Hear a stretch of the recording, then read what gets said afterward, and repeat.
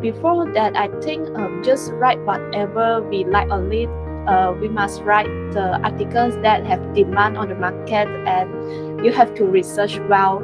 I think the biggest thing that I learned from here is like what they are interested to read, and also like the format of.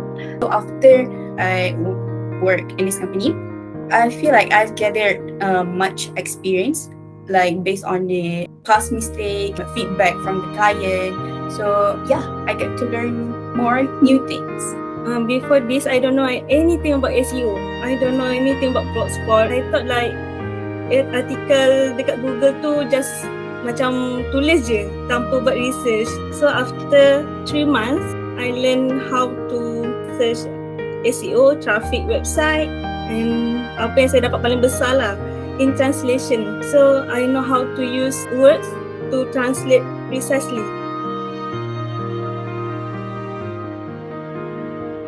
For the biggest takeaway, I guess I can say that I learned how to manage my time wisely. I managed to I can get everything done within the allocated time, and then I can focus more on my work. I guess I can say that my time management is my biggest takeaway.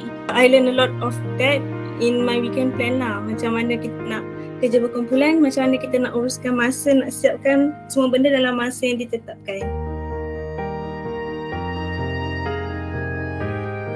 Totally recommend doing this content writing internship at my weekend plan, because I guess I can say the reality of a work-life experience. All I can say is that it might be a bit overwhelmed at first, but then as time passes by, you get a good grasp of what a content writer does, and you need to be patient, and soon you will see the fruitful result in the future.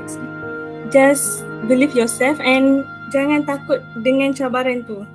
Setiap masalah ada penyelesaian, then you need to search your solution lah yang kena dengan diri you.